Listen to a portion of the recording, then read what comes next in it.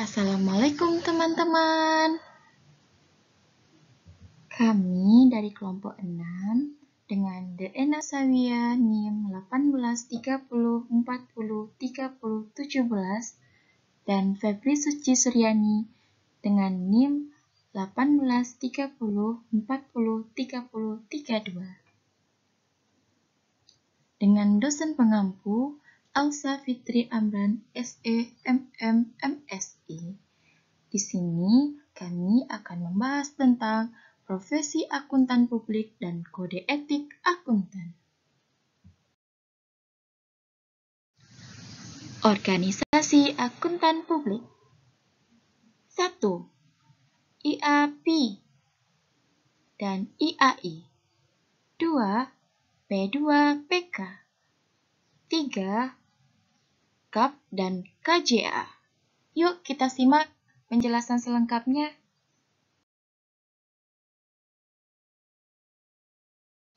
IAP dan IAI. IAP adalah Institut Akuntan Publik Indonesia yang merupakan asosiasi profesi akuntan publik di Indonesia. IAP sendiri termasuk keanggotaan IFAC atau International Federation of Accountants. IAP ini didirikan pada tanggal 24 Mei 2007 melalui rapat umum anggota luar biasa IAI. Adapun tugas dari IAP yang pertama, berwenang dalam melaksanakan ujian profesi akuntan publik. Yang kedua, menyusun dan penetapan standar profesional dan etika akuntan publik.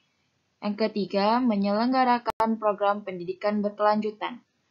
Keempat, peninjauan mutu akuntan publik. Sedangkan IAI adalah Ikatan Akuntan Indonesia yang merupakan organisasi profesi yang menaungi seluruh akuntan di Indonesia. Ternyata IAI ini termasuk keanggotaan IFAC juga loh, dan juga sekaligus anggota dan pendiri dari ASEAN Federation of Accountants atau disebut dengan AFA.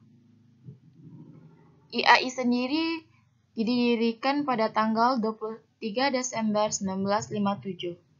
Adapun tugas dari IAI yang pertama menyelenggarakan ujian sertifikasi akuntan profesional. Yang kedua, menjaga kompetensi melalui penyelenggaraan pendidikan profesional berkelanjutan. Yang ketiga, menyusun dan menetapkan kode etik, standar profesi, dan standar akuntansi.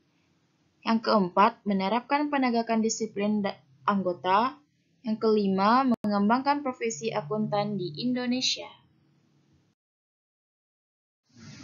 P2PK, Pusat Pembinaan Profesi Keuangan, adalah Pusat Pembinaan Profesi Keuangan Kementerian Keuangan. P2PK merupakan bagian dari Setjen Kementerian Keuangan yang mempunyai tugas mengkoordinasikan dan melaksanakan persiapan rumusan kebijakan, pembinaan, pengembangan, dan pengawasan dan pelayanan informasi atas profesi keuangan, yaitu akuntan, akuntan publik, teknis akuntansi, penilai, penilai publik, aktuaris, dan profesi keuangan lainnya. KAP dan KJA. KAP atau Kantor Akuntan Publik adalah badan usaha yang telah mendapatkan izin dari Menteri Keuangan sebagai wadah bagi akuntan publik dalam memberikan jasanya. Sedangkan KJA, Kantor Jasa Akuntan, adalah kantor yang memberikan jasa akuntansi pada user yang dilakukan oleh seorang profesional yang memiliki sertifikasi dan sebutan yang sah dan memiliki izin cabang, kode etik, dan pengawasan dari pemerintah.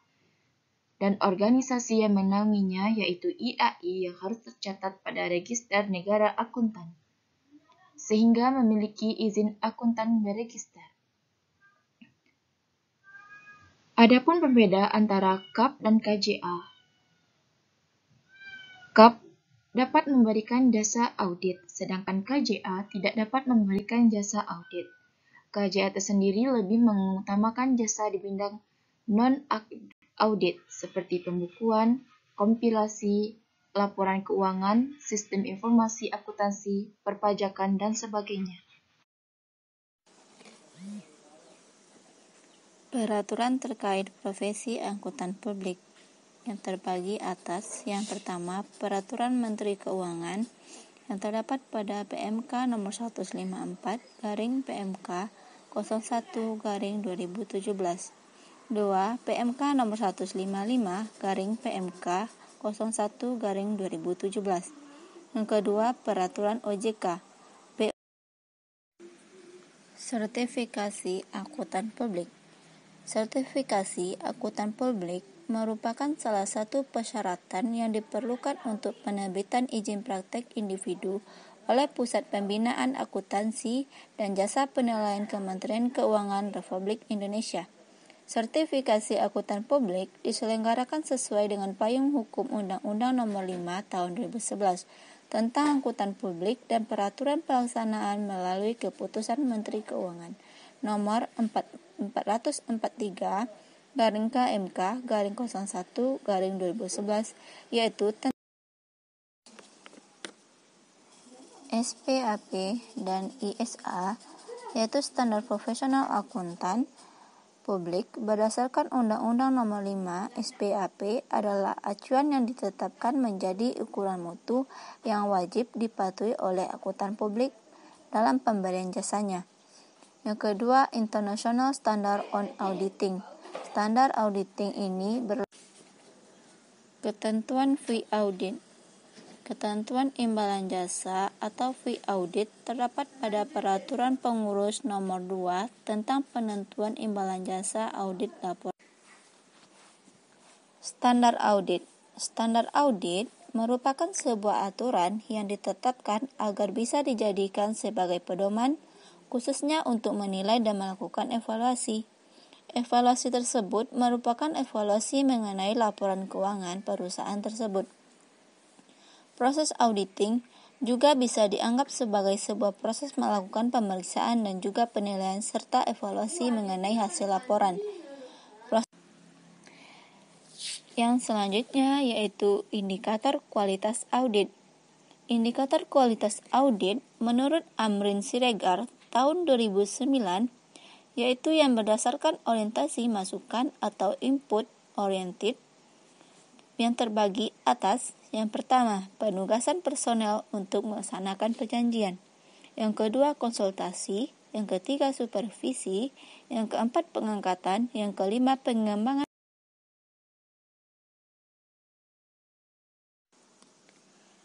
Selanjutnya, yang berdasarkan orientasi keluaran atau outcome oriented. Yang terbagi atas. Yang pertama, kualitas teknis dan jasa yang dihasilkan auditor. Yang kedua, penerimaan dan kelangsungan kerjasama dengan klien. Yang ketiga, selanjutnya berdasarkan tindak lanjut atas rekomendasi audit.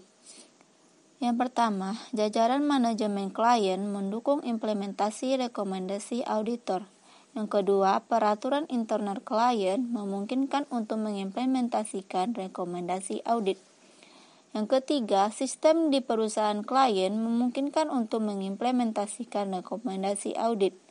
Yang keempat, budaya di perusahaan klien memungkinkan untuk mengimplementasikan rekomendasi dari auditor. Yang kelima, fasilitas fisik di perusahaan klien Yang kedua, berdasarkan orientasi proses atau proses oriented, yaitu yang terbagi atas independensi, kepatuhan pada standar audit, pengendalian audit. Baiklah, itulah sekiranya penampilan materi kami tentang profesi akuntan publik dan kode etik akuntan publik. Semoga bermanfaat ya teman-teman. Segala kekurangan kami